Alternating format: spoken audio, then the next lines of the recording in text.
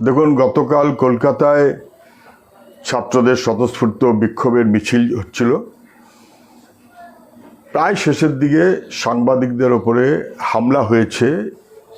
আমি তার তীব্র নিন্দা করছি। যে দুষ্কৃতীরা এ কাজ করেছেন তারা সমগ্র ছাত্র আন্দোলনের বদনাম করার জন্য কাজ করেছেন। আমি তীব্র ভাষায় নিন্দা করছি। যারা এই দুষ্কৃতিকাণ্ড ঘটিয়েছেন, হামলা করেছেন, তাদের বিরুদ্ধে যথাযথ ব্যবস্থা নেওয়া জরুরি।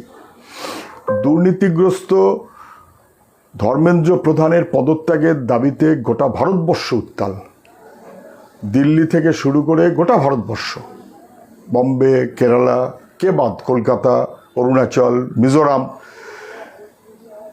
এবং সরকার যে সেক্ষেত্রে তার দায়িত্ব পালন করেনি, এটাতে কম বয়সী ছেলেমেয়েরা তাদের ভবিষ্যৎ বিপন্ন হচ্ছে। তারা স্বাভাবিক কারণেই ক্ষুব্ধ। কলকাতার মিছিল কালকে দেখিয়ে দিয়েছে কলকাতার ঐতিহ্যকেই। ছাত্র আন্দোলন কাকে বলে, তার ঐতিহ্য কি। হাজার হাজার মানুষ, কোনো সন্দেহ সে ব্যাপারে নেই। বিভিন্ন স্কুল কলেজের ছেলেমেয়েরা অংশ নিয়েছে। আমি যারা অংশ নিয়েছেন তাদের স্যালিউট জানাই। কিন্তু এটা ঠিক যে এই মিছিল চলাকালীন দুষ্কৃতীরা মিছিলের মধ্যে ঢুকে মিছিলকে বদনাম করার চেষ্টা করেছে, এবং যারা বদনাম করার চেষ্টা করেছে তারা এজেন্ট প্রভোকেটরের মতন করেই কাজ করেছে মিছিলকে বদনাম করার জন্য। তাদের অবিলম্বে চিহ্নিত করা উচিত এবং তাদের প্রয়োজনীয় ব্যবস্থা নেওয়া উচিত।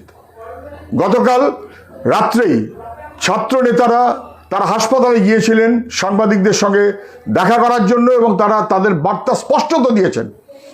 তারা যে কোনো প্রয়োজনে আক্রান্ত সাংবাদিকদের পাশে আছেন, এবং তারা দাবি করেছেন যে দুষ্কৃতীদের চিহ্নিত করে অবিলম্বে তার প্রয়োজনীয় ব্যবস্থা নেওয়া হোক।